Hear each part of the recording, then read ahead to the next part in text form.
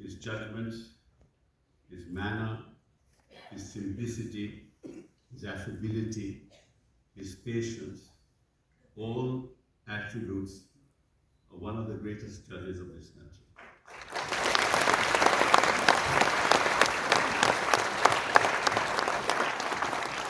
Many of you don't know that I have had the privilege of arguing before his father, who was the judge of the Supreme Court of India for 17 years.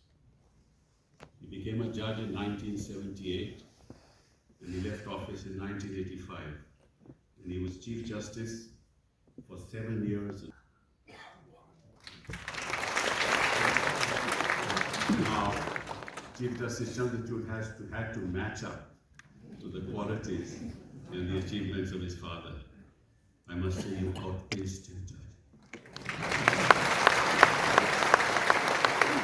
You truly outpaced him. Now, when I started talking about the values of a judge and how do you measure a judge's contribution to the legal fraternity? Well, actually, you look at the Constitution. What's the most important attribute of a human being? The most important attribute, and liberty. Most important attributes. No person can be deprived of it, save in accordance with procedure established by law. And the law is declared by the Supreme Court, sometimes wrongly, sometimes rightly. But you judge the man and the judge on the basis of that yardstick. How often, how passionate, how committed he was to life and to liberty. The other yardstick on which you judge a person is, did he further the cause of equality before the law? Now, equality before the law is inequality of the state, which permeate into society and ultimately land up in court, and solutions found by the judge to ensure that equality, to the extent it can be protected, is protected. Because there is no such thing as perfect equality either. So you move in an imperfect world, in an imperfect court, and you judge the judge by how often he has moved towards perfection. To defend life, to defend liberty, and to serve the cause of equality. Sir, that's the yardstick on which we will remember you. And I don't want this to be a very boring long lecture, so I'll just sort of encapsulate my thoughts, and I've given you a sense of what I think.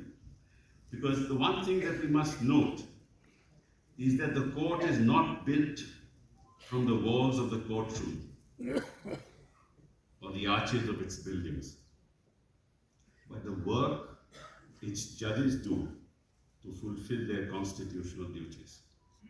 Ultimately, the legacy of any judge is measured by how he has sought to safeguard citizens' rights. And in that regard, it is beyond all doubt that Chief Justice Chandrachud has rendered some phenomenal judgments.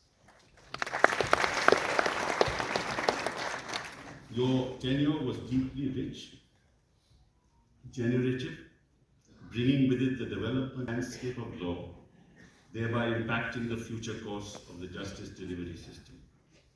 Through your judgments, you demonstrated a willingness to chart unknown waters and to reflect that this Chandrachud has perhaps exceeded the legacy of his father. He was the longest standing Chief Justice of India. For the issues of today bring a complexity that is far greater than it was in the past. I remember when I started practice in this court, there were only 4 courts. Court number 5 was registrar, with the registrar used to sit. And there was no complexity in the kind of matters that came before the court. But the world has changed. In fact, just the other day, and I can share it with you, and these are challenges that our judges will have to meet in times to come. Now we have technology even moving forward to this extent that you can incubate 3,000 children without a woman getting pregnant. You You can incubate them for 9 months. You can find out. You can actually decide what their attributes are going to be, what their IQ is likely to be, how tall they can be. This is technology forward already. Now, how do you build a society when the march of technology is so oppressive that it will destroy the very dignity of the individual and the independence of the human being?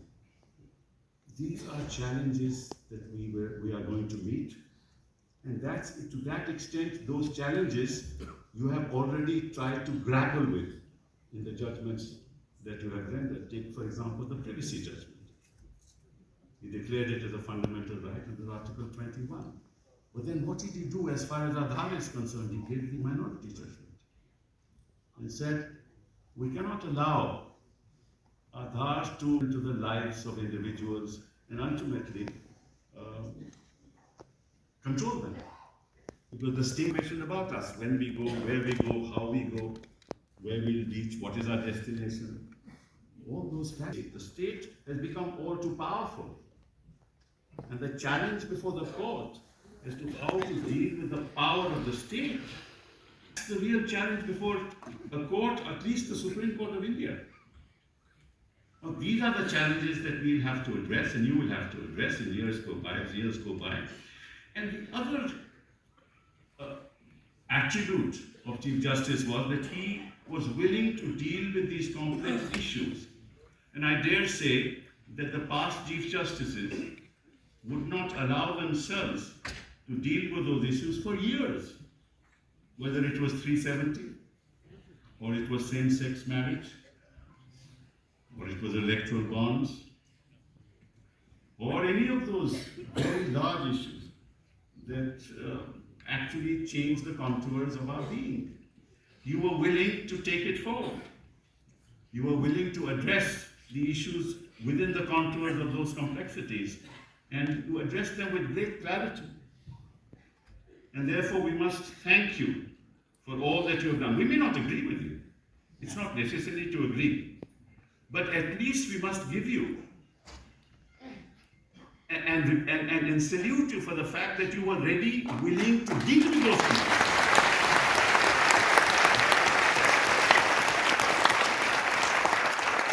Now I can go on and on. I can go about pluralism, I can go about secularism, what he has done for that. I can go about the expanding equality through embracing diversity. That's what he has done, expanding equality by embracing diversity.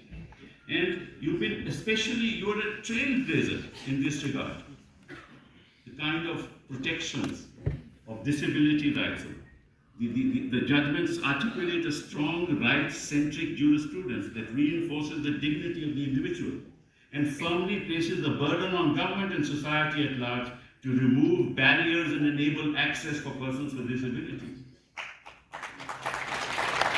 We all know that there are about 50 to 90 million people in this country who suffer from disability. And you were the first Chief Justice to take on the battle, and you took it on with great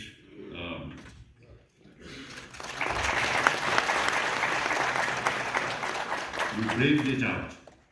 You were a staunch votary of nothing about us without us. You want to talk about disability rights? Have us there to talk about them. That's the greatness of this great judge.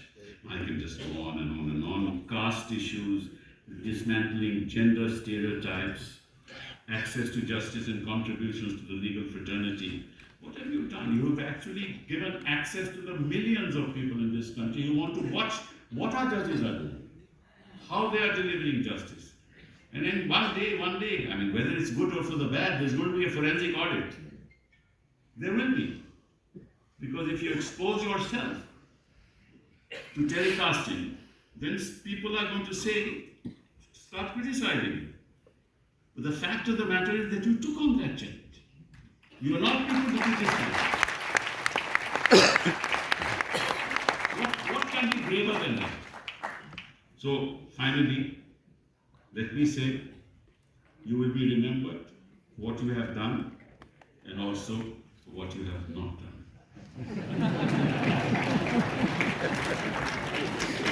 You have been a pioneer, a torchbearer, and a groundbreaking innovator.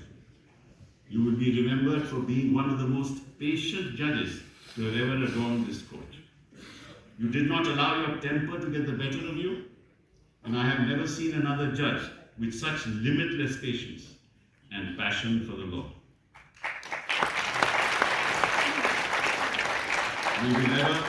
We will forever think fondly of your rare combination of sagacity, systems thinking, and meticulousness, and your judgments will speak for you after you leave the walls of this hallowed institution. I wish you well. I wish you Godspeed. And let me tell you this. The journey of a lawyer, whether on the bench or at the bar, never ends. Your journey never ends because you have to, your contributions to the law and society will continue. And let me end this with a little poem that I have rendered for you. This is how it goes. I'll give you the thing later. I wish to say right at the start, you're a class apart. I wish to say right at the start part, you set the bar, walk the talk, monitored outcomes like a hawk. Thought of those who had no hope, marginalized and simple, pulsated with the people's will, meandered through the law with skill. Matters which lay dormant for years, you dealt with them unlike your peers. No rancor, with patience and ease, you waded through turbulent seas. The institution has your stamp, unlike others who never planned.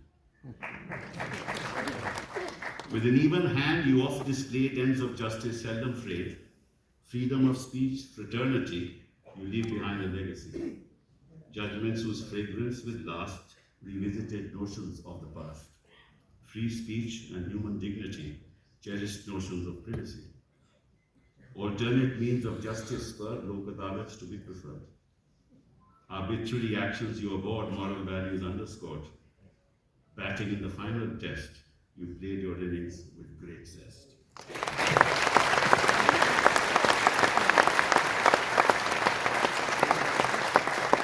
Leave behind fond memories, you were the constant, gentle breeze. Thank you very much.